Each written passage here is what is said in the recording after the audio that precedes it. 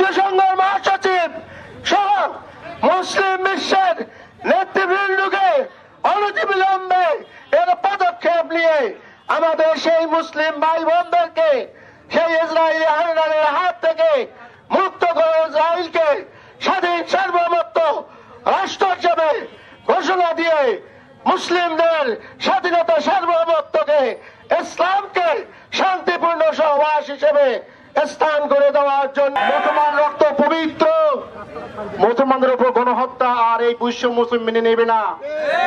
আমরা আমাদের শরীরের রক্তের শেষ করাটুকু দিয়ে হলেও এই মুসলিম ভাইদের এই ফিলিস্তিনি গাজার বিশ্ব মানবতা যেখানে লঙ্ঘিত হচ্ছে এই মানবতার পক্ষে আমরা দাঁড়াবো। সেই স্তূপের মাঝে আমরা দেখেছি ফেসবুকে ছোট্ট একটি সন্তান যখন কাতরাচ্ছিল তখন একটি কুকুর গিয়ে তাকে রক্ষা করেছে। কিন্তু আজকে ইসরায়েল মানবতা হারিয়ে বিশ্বের একমাত্র পবিত্র রক্তওয়ালা মানুষগুলো যারা ফিলিস্তিনের তাদেরকে তারা কি বলে পাখির মতন বোমা মেরে মেরে তাদেরকে হত্যা করতেছে।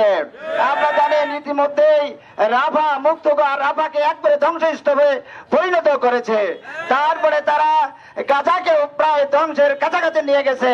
পশ্চিম তীর্থ আর অল্প কিছু দিনের মধ্যেই তারা শেষ করবে। এর মাধ্যমে তারা ফিলিস্তিন নামক সেই রাষ্ট্রকে ধ্বংস করে তারা তাদের ইসরায়েল নামক রাষ্ট্রকে সম্প্রসারণ করতে চায়। প্রিয় মুসলিম ভাই, আমাদের গায়ে এক ফোঁটা রক্ত থাকতে আমরা ইসরায়েলের এই খায়েশকে আমরা দিতে পারি কি? এই জন্য আমরা আমাদের এই বাংলাদেশের প্রান্ত রাজারহাট উপজেলা থেকে আমরা প্রতিবাদ জানাচ্ছি, ইসরায়েল এখনো সাবধান হয়ে যাও, তোমাদের উপরে আল্লাহ আছে। আল্লাহ হয়তো তোমাদের ওই ফিলিস্তিনের কান্নাল সহ্য করতে না পেরে আবাবিল পাখি পাঠাই দেবে।